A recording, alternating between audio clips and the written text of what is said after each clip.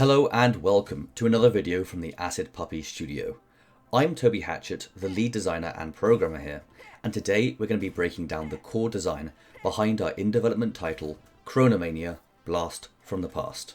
Chronomania is a retro-style first-person shooter being made in Unreal Engine for the PC platform. It's our wacky love letter to the OG games that started the FPS genre, think Doom and Quake, and it aims to bridge the gap between the old and the new. That means a focus on juicy gunplay, smooth movement, and tight level design, but all styled through an 80s neon pop filter and featuring additional time-bending mechanics. The aim of the game here is fast-paced movement, an intricate combo system, and an expansive toolkit for the player, allowing you to bounce, dash, leap, freeze, and blast your way through a variety of retro-nostalgic themed time periods.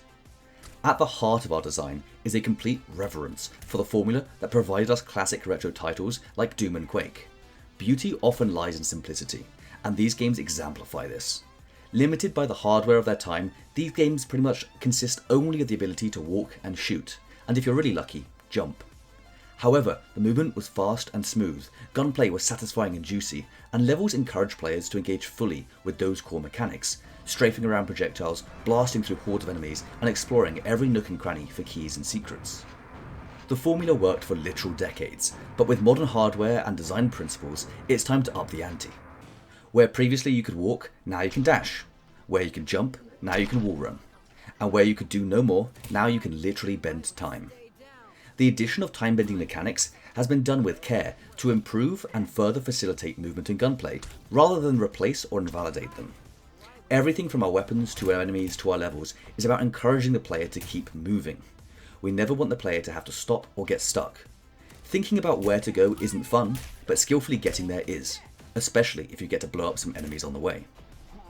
Let's go through our three core pillars in more detail to demonstrate how we make sure these ideas are present throughout all of the design of Chronomania.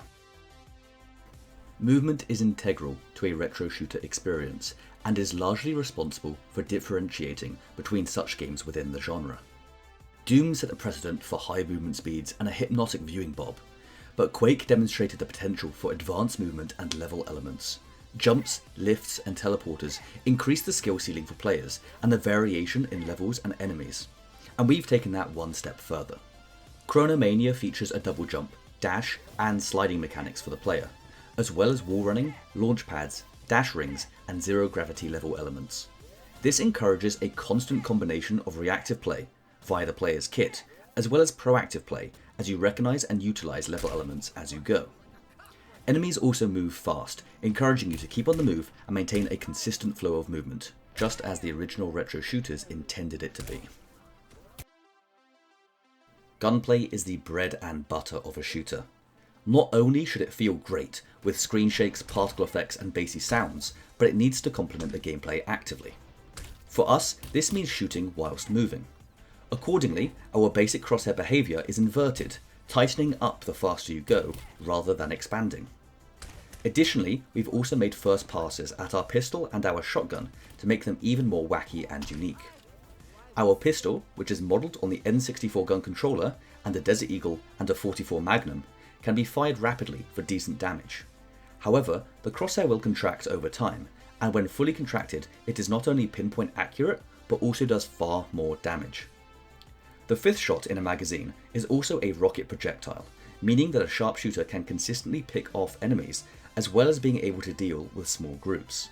Visual feedback is provided via sounds, screen shake, and particles, but the weapon is actually hit scan, dealing instant damage, so as to make shooting on the move far more easy. Bullet details are visualized just below the crosshair, to minimize the risk of checking ammo count whilst focusing on combat and movement. Additionally, when the combo bar is fully built up, we activate prime time. With this ability active, the weapon freezes enemy in a small area around the impact, and shots do a little extra damage, meaning fully charged shots one-shot most enemies. If the sharpshooter playstyle isn't really your thing, we also have a unique shotgun. As much as everyone loves blasting things up close, it's a little harder to do that when airborne or moving too quickly.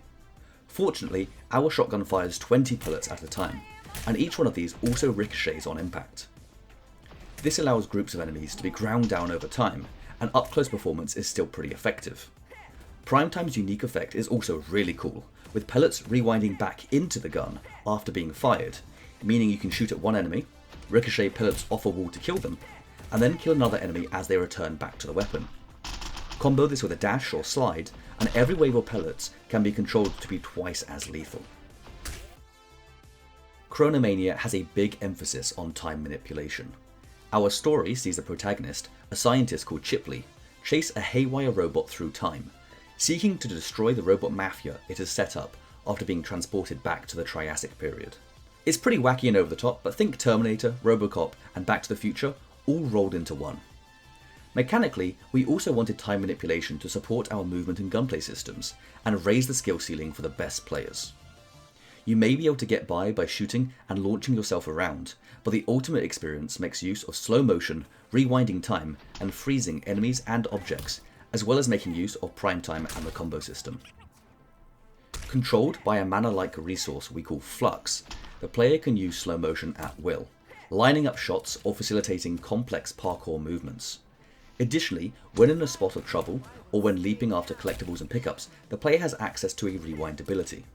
This can be held for a good while, or it can be released early to remove the player from dangerous situations or avoid incoming attacks. Velocity is returned at the moment of the rewind ending to conserve momentum, and time is also paused during the rewind, so that some really cool moments can be had. In this vein of providing the player with a huge toolkit to use as they see fit, enemies and some objects can also be manually frozen in time. This has uses stopping incoming attacks or preventing enemies from getting too close, but can also set up dynamic interactions. Here, I freeze a mine in place before it can blow up on me, and as a grunt runs beneath it, I can get a nice 2-for-1 combo. This gets me a ton of combo points and charges up my primetime meter really quickly. It's very much still work in progress here, but objects like the spinning laser can also be frozen in time to make traversal easier. Comboing this with a dash and even a quick melee attack, along with slow motion, feels incredibly cool and stylish to master, and sees the player interfacing with multiple core systems at once, just how we like it. The final currently implemented time ability is the enemy rewind. Similar to the time freeze, the auto-aim UI highlights my current target, and activation instantly sends them back through time whence they came. In future, we hope to facilitate its use on collapsing terrain and enemy projectiles as well. And there we are. 3 core systems, gunplay, movement, and time manipulation, that can be combined for an incredibly exciting and dynamic gameplay experience.